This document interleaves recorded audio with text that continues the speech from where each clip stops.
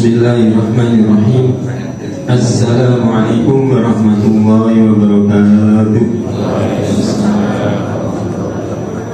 Alhamdulillah, alhamdulillahirabbil alamin, ala kulli halin wa ala kulli ni'matin.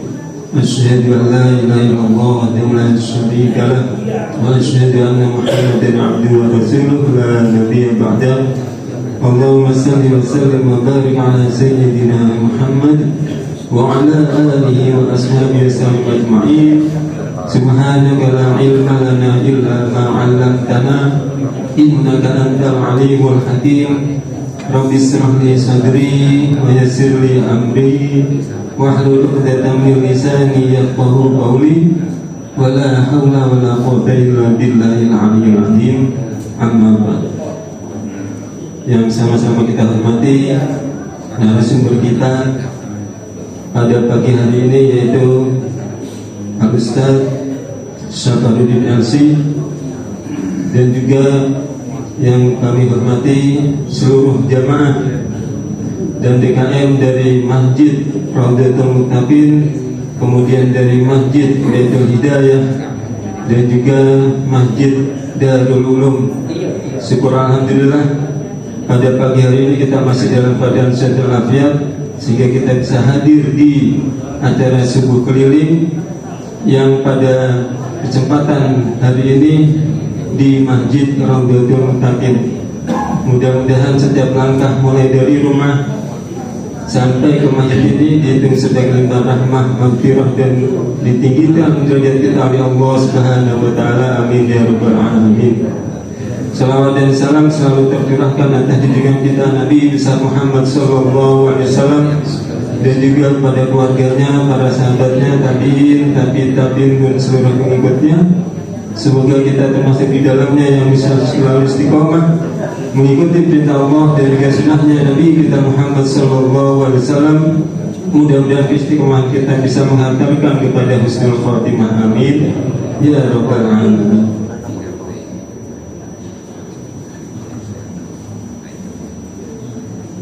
Ma'asyiral muslimin rahimakumullah, hadirin yang kami muliakan, pada kesempatan pagi hari ini marilah kita awali dengan baca suratul Fatihah sekaligus membuka acara subuh keliling pada pagi hari ini, dengan mengharap mudah-mudahan kita semua, keluarga kita selalu dalam keadaan sehat walafiat, anak cucu kita selalu diberikan ilmu yang bermanfaat, jadikan anak-anak yang soleh dan solehah, dan mudah-mudahan nanti yang akan disampaikan oleh narasumber kita dapat memahaminya dan dapat mengaplikasikan, mengamalkan dalam kehidupan kita sehari-hari. Amin ya rabbal alamin. Ala hadiniyah al-Fatihah. A'udzu billahi minasy syaithanir rajim.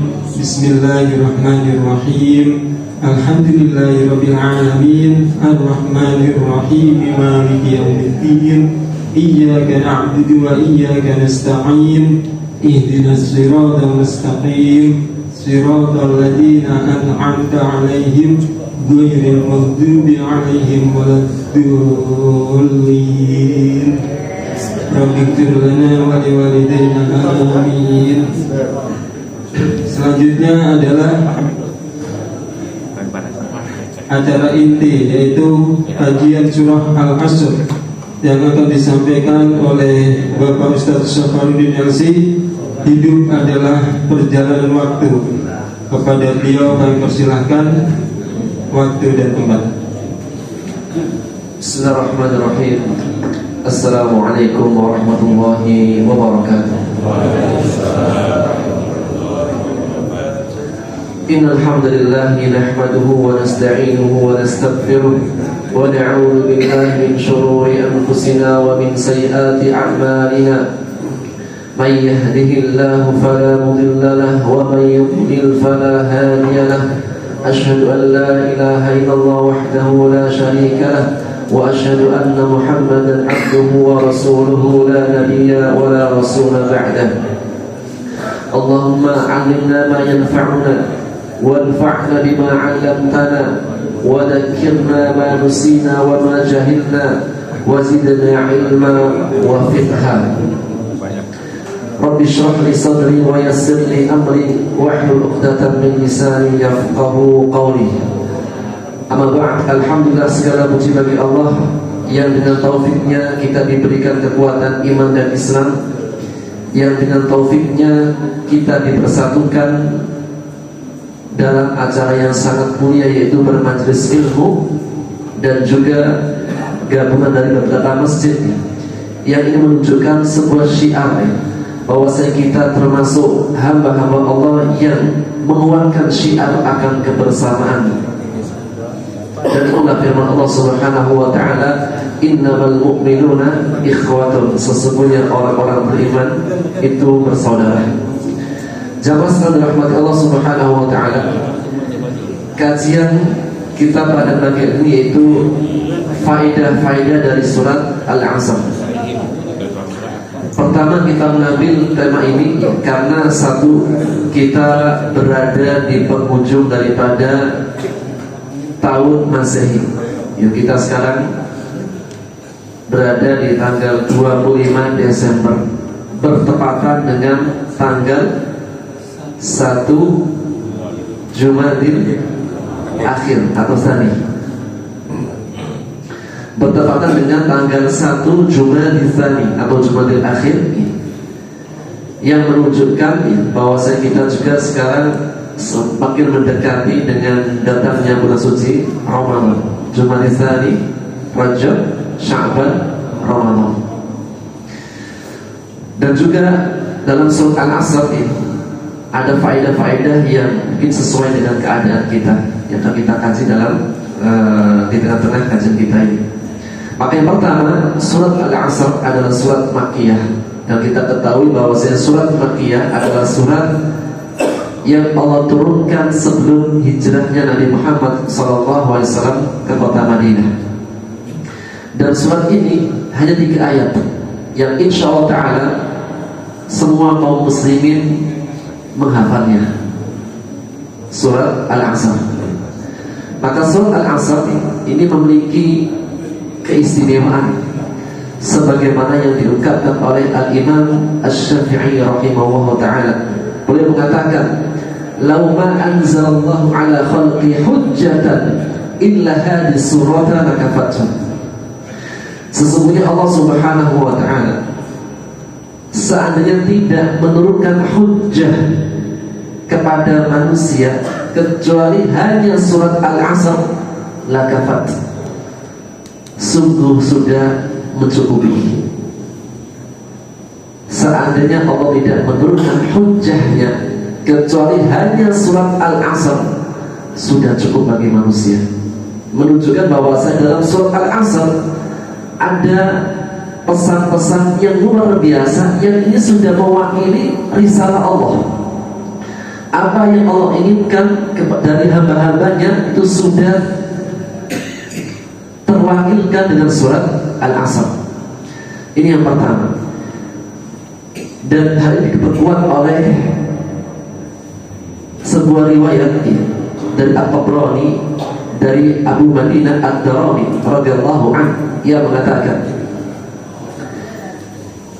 kana rajulani min ashabin Nabi sallallahu alaihi wasallam. Dulu para sahabat Nabi Muhammad sallallahu alaihi wasallam, jika ada 2 orang sahabat, 2 orang laki-laki, 2 orang teman, yang jika mereka berjumpa di jalan atau dimanapun tempat, maka keduanya tidak akan berpisah sampai satu dari keduanya membacakan surat Al-Asr. Ini apa? Di antara azar yang menegaskan bahwasanya para sahabat ketika mereka saling berjumpa dimanapun, di jalan atau bertemu di tempat yang lain, mereka ketika berjumpa tentunya akan mengucapkan salam, kemudian bermusafahah, berjabatan tangan, atau mungkin berpelukan, menunjukkan ukhuwah yang sangat kuat. Dan ini sebuah syiarnya kaum muslimin. Kaum muslimin jika saling berjumpa itu punya syiar. Apa syiarnya? mengucapkan salam, Assalamualaikum, memberikan doa keselamatan atasmu wahai saudaraku, keselamatan dunia akhiratnya dan seluruhnya. Kemudian berjabatan tangan. Ini luar biasa, sebuah syiar ukhuwah yang mungkin gak kita dapat ini ajaran-ajaran yang lainnya. Kemudian ada yang terpelukan, menunjukkan kekuatan ukhuwah di antara kita yang sangat kuat. Dan di antara poinnya, para sahabat mereka tidak akan berpisah sebelum satu dari keduanya membacakan surat Al-Asr sebagai pesan risalah. Wal asri innal insana lafi khusr illal ladzina amanu wa 'amilus shalihat wa tawassaw bil haqqi wa tawassaw bis sabr. Setelah selesai membacakan baru berpisah. Dalam artian ketika berjumpa, sebelum berpisah, satu sama lain saling mengingatkan, memberikan pesan. Maka jelas rahmati Allah Subhanahu wa taala. Allah berfirman, wal asri, demi masa. Yang pertama, Allah bersumpah dengan masa dan menjadi hak bagi Allah Subhanahu wa taala bersumpah dengan makhluknya. Adapun kita seorang hamba tidak boleh bersumpah kecuali dengan nama Allah. Maka Rasulullah bersabda, man halafa bi ghairillahi faqad asyraka. Barang siapa yang bersumpah dengan selain nama Allah, sungguh dia telah berbuat kesyirikan. Maka bagi seorang hamba tidak boleh bersumpah kecuali hanya dengan nama Allah. Tapi hak Allah boleh bersumpah dengan semuanya, karena semua adalah makhluknya. Dan ketika Allah bersumpah dengan sesuatu, maka sesuatu tersebut adalah sesuatu yang punya keistimewaan, sesuatu yang berharga. Tidaklah kita dapati Allah bersumpah dengan walaili, demi malam, maka malam punya keistimewaannya. Allah bersumpah dengan wasyamsi, dengan matahari, matahari punya keistimewaannya. Allah bersumpah dengan watin wazaitun, demi buah tin dan buah zaitun, pasti benda yang digunakan Allah sebagai sumpah dia memiliki keistimewaan. Maka demikian juga dengan wal asri, demi masa. Allah bersumpah dengan waktu. Maka yang pertama, wal asri, ulama tafsir memiliki dua makna. Yang pertama, al-asr adalah waktu asar. Kita ketahui bahwasanya di antara waktu-waktu salat adalah asar. Maka wal asri, demi waktu asar. Allah bersumpah dengan waktu asar. Kenapa? Karena waktu asar adalah di antara waktu yang memiliki kelebihan keistimewaan dibandingkan yang lainnya. Yang pertama, waktu asar adalah waktu bertemunya para malaikat pagi dan malam. Malaikat pagi dan malam itu saling bertemu, saling melaporkan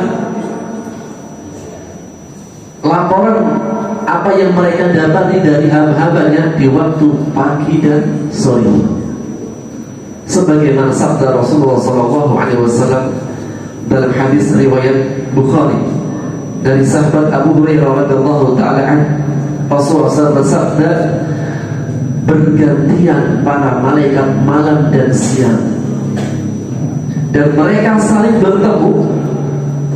Kalau bahasa kita sif-sifan, Pak. Ada malaikat sif malam, ada malaikat bagian sifnya siang. Maka mereka yang istami'una bertemu di salatil fajri wa salatil asar, di salat subuh dan salat asar. Maka ketika mereka menghadap Allah Subhanahu wa ta'ala, Allah bertanya kepada malaikat, dan tentunya Allah lebih tahu. Sebelum Allah bertanya, Allah sudah tahu. Maka Allah mengatakan, kaifa taraktum ibadi, bagaimana engkau mendapati hamba-hambaku? Allah bertanya kepada malaikat yang akan meninggalkan, yang akan melaporkan, bagaimana kalian mendapati hamba-hambaku? Maka para malaikat mengatakan, taraknahu wa hum yusallun, Kami ketika meninggalkan mereka menuju ya Allah, mereka dalam keadaan salat subuh. Kemudian dia jaga di waktu setelahnya, ketika mereka akan kembali kepada Allah, Allah bertanya kepada mereka, kaifa taraknahu, bagaimana aku mendapati hamba-hambaku? Maka mereka mengatakan, taraknahu wa hum yusallun, kami juga meninggalkan mereka dalam keadaan salat. Dan ketika malaikat yang akan datang kepadanya pun memberikan laporan kepada Allah, atainahu wa hum yusallun, kami mendatangi mereka pun mereka dalam keadaan salat. Sehingga seorang hamba ketika menjaga salat berjamaah subuhnya dan asarnya, mereka dalam catatan para malaikat, mereka senantiasa mengerjakan salat. Dan waktu asar salah satu di antara keduanya. Maka Rasulullah SAW bersabda dalam hadis riwayat Bukhari dan Muslim dari sahabat Abu Musa al-Ash'ari, beliau mengatakan, man shallal bardain dakhala jannah, barang siapa yang menjaga salat bardain, dua waktu salat yang sejuk. Apa itu Pak? Al-bardain, salatul fajr wa salatul asr, salat subuh dan salat asar. Kata Rasulullah, barang siapa yang menjaga dua salat waktu ini, dakhala jannah, dia akan masuk surga. Oleh karenanya Allah Subhanahu wa taala menegaskan dalam surah Al-Baqarah ayat 238, hafidhu 'ala shalawati was salatil wusta, jagalah oleh kalian salat 5 waktu, khususnya salat pertengahan. Dalam tafsirnya, salatul wusta adalah salat asar. Kenapa salat asar lebih ditekankan? Ulama tafsir mengatakan karena salat asar adalah salat yang dimana banyak orang-orang itu melalaikannya. Bahkan salah satu di antara ciri tanda salatnya orang munafik adalah mereka yang suka mengakhir-akhirkan salat asar. Biasanya asar gimana Pak? Dari kantor kan pulang jam 4, perjalanan juga apa? Cepat, paling setengah jam. Akhirnya apa? Gak salat dulu, lanjut pulang. Di tengah jalan macet antar sehingga ketika datang di rumah sudah mau habis waktunya. Atau juga ibu-ibu biasanya di waktu sore kapan biasanya Bu? Di waktu sore biasanya apa? Mencuci pakaian, mencuci piring, antar sekaligus. Awalnya apa? Cuci piring. Datang waktu asar sekaligus biar habis cuciannya, cuci piringnya. Selesai mencuci piring, lihat lantai kotor, sekaligus apa? Lantai. Melihat hujan turun, sekaligus apa? Ambil baju. Sampai akhirnya apa? Ketika matahari sudah mau tenggelam, baru bilang astagfirullah, langsung ambil air wudu, langsung sholat. Karena keadaannya kejar-kejaran antara sholat dan waktu mau selesai. Di mana sholatnya orang kejar-kejaran? Seperti sholatnya orang balapan. Karena waktunya mau habis dan dia harus sholat asar, maka sholatnya itu cepat. Dan itulah yang digambarkan sholat asar. Sholatnya orang munafik adalah orang yang suka mengakhir-akhirkan sholat asar. Dia tidak akan sholat sampai ketika matahari sudah mau tenggelam, dia baru sholat. Sehingga dia cepat. Dan cepatnya gerakan dalam sholat seperti kayak burung yang mematuk makanannya. Burung kalau sudah lapar, burung merpati atau burung apa saja, ketika dia lapar gimana makannya? Jadi apa? Karena sholatnya kejar-kejaran antara waktu mau selesai dengan sholatnya. Sehingga sholat asar adalah sholat yang sangat diperhatikan dalam syarat ini. Yang kedua, makna al-asr adalah lebih umum lagi, waktu. Dan tidaklah kita semuanya adalah anak Adam yang dalam hitungan waktu. Dan waktu itu umum, pagi, siang, sore, malam. Hari kemarin, sekarang, dan yang akan datang. Maka berbicara mengenai waktu, Al-Hasan Al-Basri mengatakan, ya bena Adam, innama anta ayyam. Wahai anak Adam, sesungguhnya itu adalah hitungan hari. Tidaklah setiap dari kita melainkan adalah apa? Perjalanan dari waktu, hitungan hari. Jika telah berlalu satu hari dari kita, sungguh sejatinya telah bertambah atau berkurang, Pak? Berkurang. Tidaklah setiap kita sudah meyakini jika sudah bertambah usianya berarti bertambah apa, berkurang? Berkurang jatah umurnya. Maka waktu bagi orang beriman adalah sesuatu yang sangat berharga. Di antara perkara yang jika hilang tidak akan kembali adalah waktu. Dan waktu seperti es batu, kita gunakan atau tidak pasti akan mencair. Dan setiap dari kita punya waktu. Maka orang beriman adalah orang yang memperhatikan perkara waktu. Oleh karenanya para salafun saleh sangat memperhatikan dengan waktu. Jangan sampai waktu berlalu tanpa ada manfaat. Jangan sampai waktu berlalu tidak ada ketaatan kepada Allah, tidak ada bekal yang bisa kita tambahkan. Dan alhamdulillah kita semuanya sampai detik ini termasuk hamba-hamba Allah yang diberikan umur panjang. Ya Pak, alhamdulillah ya. Setahun 2 tahun kemarin apa yang terjadi pada kita, Pak? Covid. Ketika terjadi Covid, banyak yang meninggal, banyak yang hidup. Banyak yang hidup, alhamdulillah.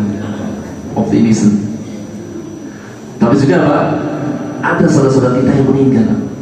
Alhamdulillah sampai detik ini kita masih diberikan kesempatan waktu, umur, yang mudah-mudahan kita Pak bisa memanfaatkan sisa-sisa umur kita dengan sebaik-baiknya agar kita termasuk dalam sabda Rasulullah SAW, khairun nas, sebaik-baik manusia siapa yang panjang umurnya dan baik amalannya.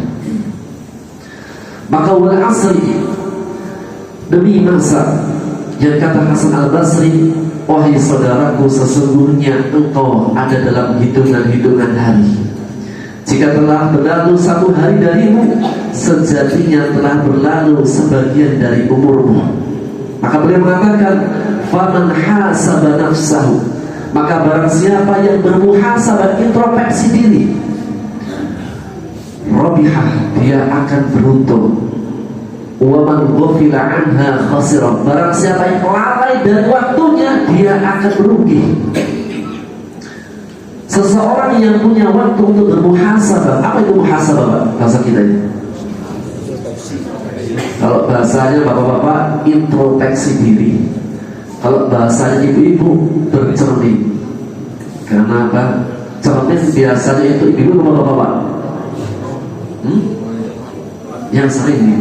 Kalau semuanya pasti ibu-ibu. Makanya apa bahasa Arabnya perempuan, Pak? Mar'atun. Mar'atun, perempuan. Bahasanya cermin, mir'atun. Kalau pakai ma, perempuannya. Kalau pakai mi, cerminnya. Bahwasanya apa? Yang sering di hadapan cermin siapa? Biasanya perempuan. Jadi kalau perempuan bawa apa Pak? Cermin kecil itu memang tabiatnya. Tapi jika ada laki-laki bawa cermin di tasnya, ya apa? Ya itu cara sendiri. Maka Pak, al-muhasabah adalah sesuatu yang sangat kita perlukan. Dalam perkara muhasabah, Allah Subhanahu wa ta'ala berfirman dalam surat Al-Hasyr ayat 14. A'udzu billahi minasyaitonir rajim. Ya ayyuhalladzina amanu taqullaha. Wahai orang-orang beriman, bertakwalah kalian kepada Allah. Wal tandur nafsu ma qaddamat lighad, dan hendaknya setiap jiwa memperhatikan apa yang akan dipersembahkan, dilakukan untuk hari esoknya. Kata para ulama, ini ayat yang memberikan pesan kepada kita semuanya untuk bermuhasabah. Hendaknya setiap jiwa memperhatikan, kayak kita bercermin. Ketika kita bercermin, kita pasti memperhatikan muka kita, Pak. Mana yang kurang pantas, mana yang kurang bedaknya, mana yang kurang lipstiknya, itu kan bisa kelihatan dengan cermin. Maka apa? Wa tantur nafsu ma qaddamat lighad, hendaknya setiap jiwa memperhatikan apa yang akan dilakukan untuk hari esoknya. Kapan hari esok, Pak? Besok. Sekarang kita hidup. Besok ada yang tahu nggak tentang kehidupan kita? Kemarin histori, Pak, cerita. Besoknya masih misteri, nggak ada dari kita yang tahu. Oleh karena Pak, orang beriman ketika akan punya janji, bilangnya apa? Insya Allah. Kita nggak memiliki hari esok masih misteri. Maka orang beriman bermuhasabah, akan menyiapkan hari esoknya, khususnya hari esok. Hari esok yang paling kenyataan adalah akhirat kita. Kita ini semuanya, saya yakin 100 tahun yang akan datang, semuanya yang di masjid sini hanya tinggal nama. 100 tahun yang akan datang, insya Allah. Percaya? Wa'bud rabbaka hatta ya'tiyakal yakin. Kematian Allah istilahkan dengan keyakinan. Tidak ada dari kita ini yang tidak yakin dengan kematian. Semua pasti yakin dengan kematian. Lebih yakin daripada rezeki. Rezeki itu masih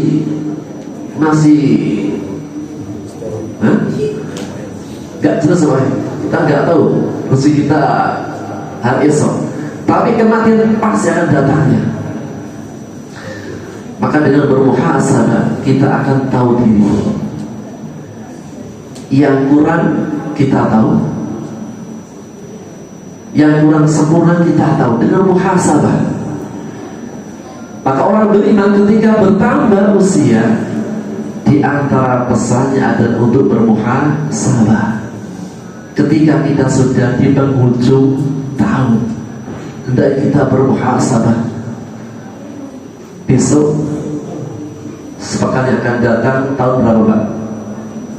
2023. Berarti umur Bapak sudah berapa?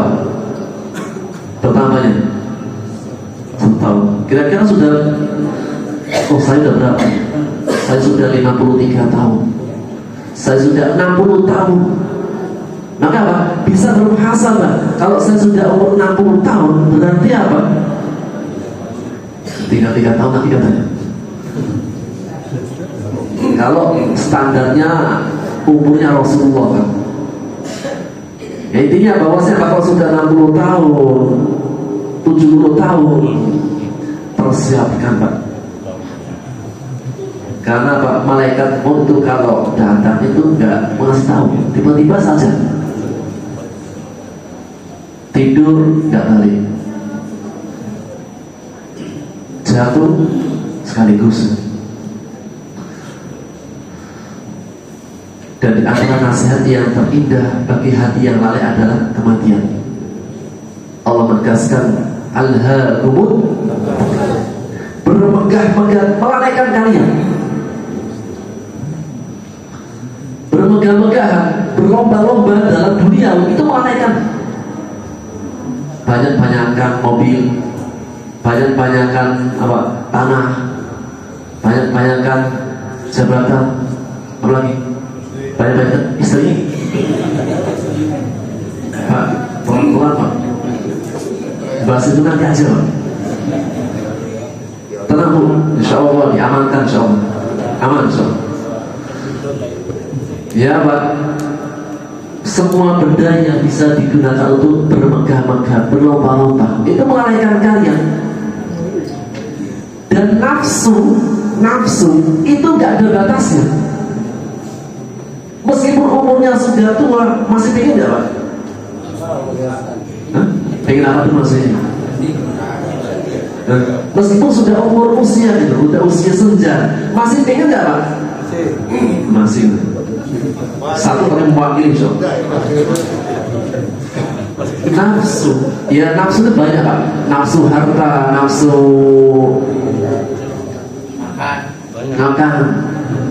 Rasulullah SAW bersabda, "Laukana libni Adam, seandainya anak Adam itu diberi wadin min dhahab, wadian min dhahab, 2 lembah emas." Tahu Pak 2 lembah emas?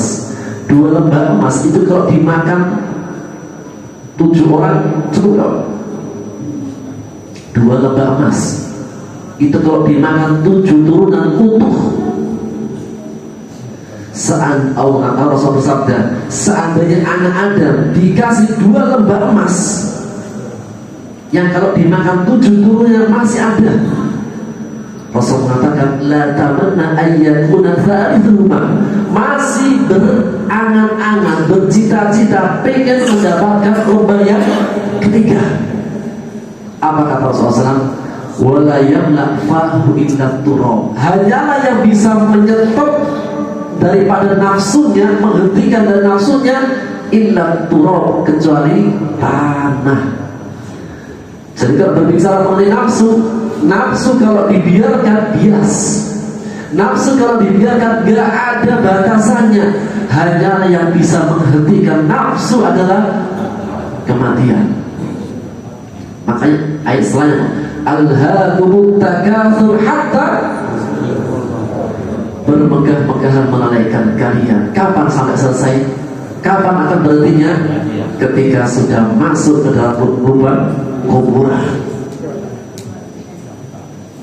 Karena malaikat maut Pak itu gak kenal sotokan. Mau datang malaikat maut, entah malaikat maut, ini ada 1 MB, enggak, lepas saja. Baik.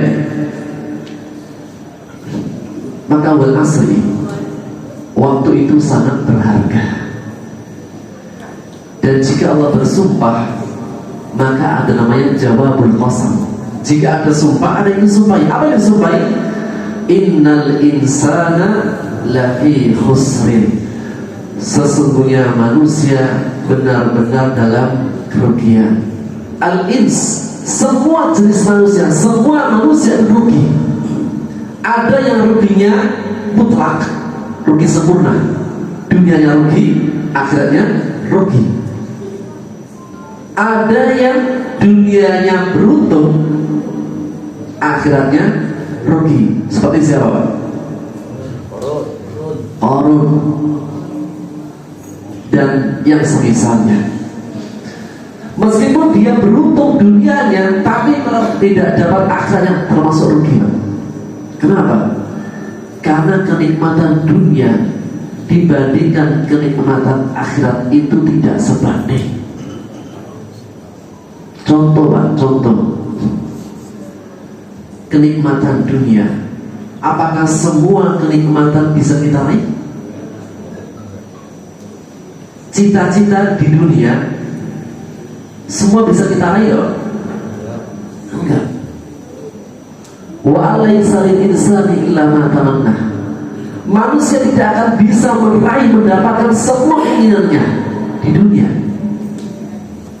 Jadi siapa yang punya cita-cita kemudian bisa mendapatkan semuanya di dunia, itu mustahil.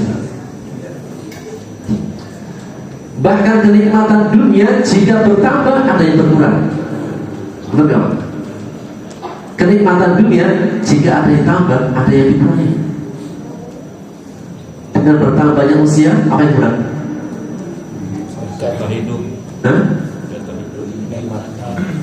Gigi, mata. Dulu ketika masih anak-anak Pak, kita masih anak-anak, waktu banyak, kapanpun diajak apanya siap, masih anak-anak.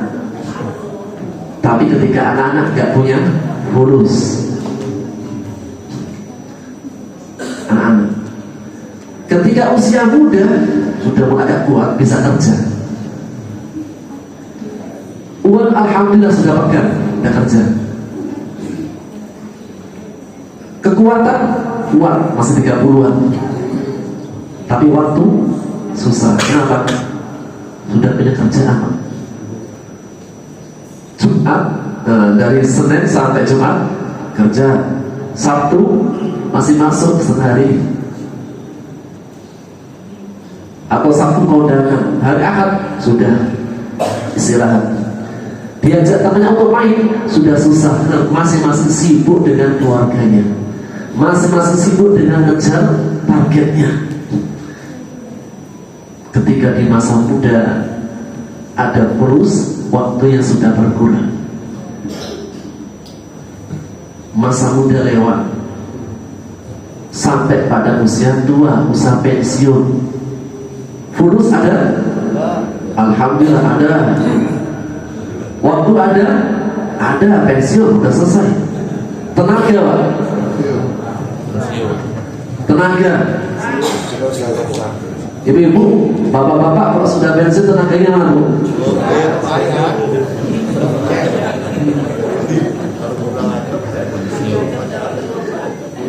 Diajak jalan-jalan, masuk angin.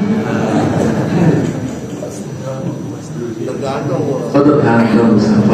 Masih gak ini Pak.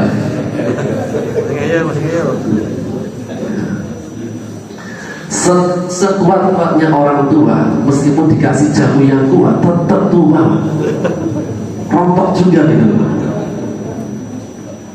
Sunnatullah, segala sesuatu kalau sudah sampai pada puncak, kemana larinya?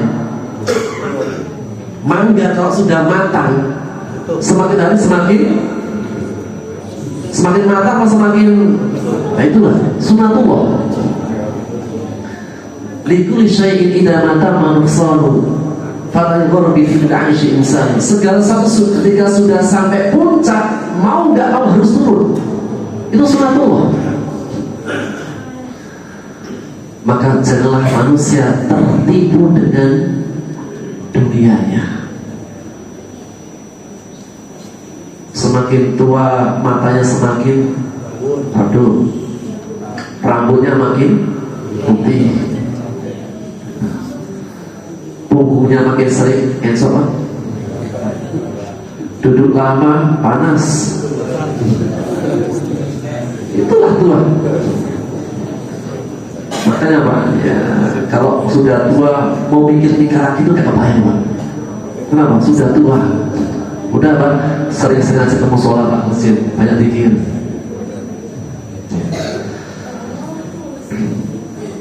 Innal insana lafi khusrin, manusia itu dalam kerugian.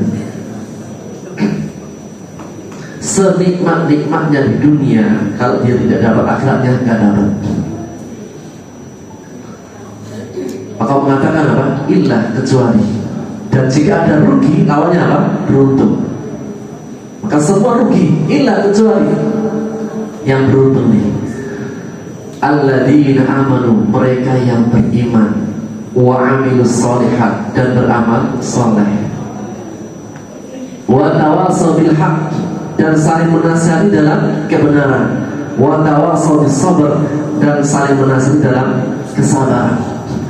Ada 4 sifat yang menjadikan manusia akan mendapatkan keberuntungan, tidak rugi. Yang pertama, alladzina amanu, mereka yang beriman. Apa itu iman? Al-iman, para ulama mengatakan qaulun bil lisan, ucapan dengan lisan, keyakinan dalam hati, dan amalan dengan anggota tubuh. Jadi iman mencakup 3, lisannya, hatinya, dan perbuatannya. Maka orang beriman, lisannya A, hatinya A, perbuatannya A. Jika ada orang mengatakan lisannya A, hatinya B, perbuatannya C, namanya apa? Sehingga tidak bisa dibenarkan jika ada orang mengatakan, Ustaz gak apa-apa tampang saya seperti kayak preman asalkan hati beriman. Ustaz gak apa-apa gak berhijab, yang penting hati saya berhijab. Tidak bisa dibenarkan. Kenapa? Iman itu mencakup 3, perkataannya, hatinya, dan perbuatannya. Dan iman itu bertambah dan berkurang. Ada iman yang bisa bertambah dan iman juga bisa berkurang. Bertambah dengan ketaatan, berkurang dengan kemaksiatan. Maka apa? Cara mendiagnosa, mengecek iman itu mudah. Kalau diajar sholat semangat, imannya naik, bagus. Kalau diajak sholat malas, iman baru turun. Diajak ngaji, siap, cepat responnya. Diajak ngaji, berat. Tapi diajak mancing, cepat. Ini ada yang kurang. Diajak ngaji, susah. Diajak jalan-jalan pagi, gue siap, semangat sekali. Ya, tidak ada masalah dengan goesnya, tidak ada masalah dengan jalan-jalannya. Yang bermasalah adalah orangnya. Ya, kita malu lah, Pak. Malu kita. Dikasih kenikmatan tapi tidak menunaikan haknya. Lautan ku seberangi, gunung kan ku daki. Apalagi Pak? Kira masjid aku lewati. Assalamualaikum. Kalau goes itu masya Allah, saya tuh ya bergaul dengan yang tua-tua juga Pak, di Patria. Itu kalau goes itu masya Allah. Saya pernah ikut goesnya orang-orang tua, kapok saya Pak. Saya kira orang tua itu jalannya itu ya paling 100 meter langsung. Enggak. Dari Duta Indah ke Purigadi masih lanjut lagi ke Jalisari. Lanjut ke Bogor. Ini tua-tua Pak. Nah Pak, semangat seperti ini juga harus yang ditunjukkan semangat dalam masjid.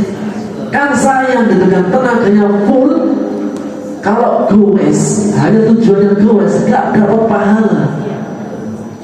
Tapi kalau goes, dia punya niatan, ya Allah, aku ingin goes, aku jalan-jalan biar kuat ibadahku, ibadah Pak.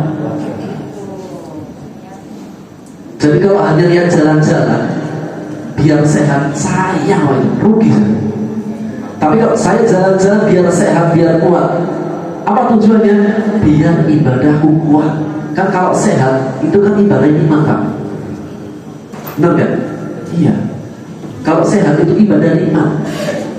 Dan cara menjadikan nikmat dalam ibadah dengan sehat, olahraga. Maka Pak, jangan lewatkan kesempatan ini. Berapa banyak amalan kecil menjadi besar pahalanya karena niat. Dan amal yang sangat besar menjadi kecil dan tidak bernilai karena niat. Maka yang suka gue jalan-jalan, renang atau yang lainnya, niatkan untuk ibadah, biar ibadah yang kuat. Yang makan banyak pun sama Pak. Ketika makan banyak, niatnya apa? Saya makan banyak biar apa? Ibadahnya kuat. Jangan makan yang banyak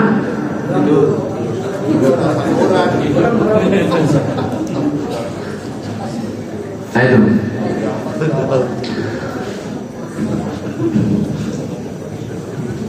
Alladzina amanu, orang-orang beriman, bertambah dengan ketaatan, berkurang dengan kemaksiatan. Dan iman rukun berapa? 6. Antum binabillah, beriman kepada Allah, wa malaikat, para malaikatnya, wa kutubihi, kitab-kitabnya, wa rusul dan rasulnya, wal yaumil akhir, dan beriman dengan hari akhir. Berilmu, kita mengamalkan untuk diri kita sendiri, kita lebih luas mengajak sama yang lain.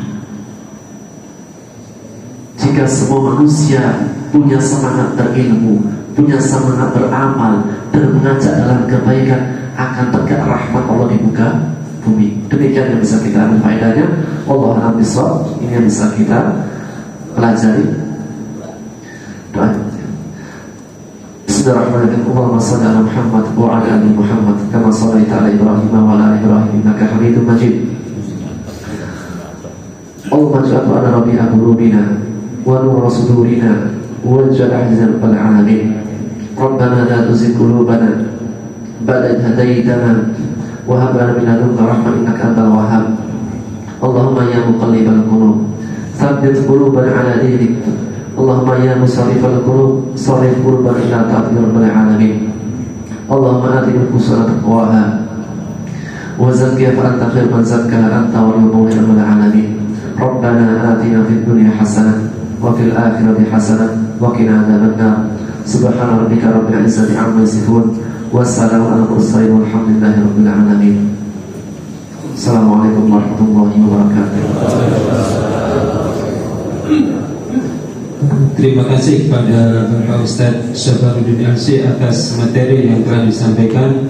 Terima kasih juga kepada seluruh jamaah atas kehadirannya, dan juga terima kasih kepada ibu-ibu yang menyediakan makanannya pada pagi hari ini yang nanti kita akan santap. Dan juga marilah kita tutup suling pada pagi hari ini dengan doa kafaratul majlis.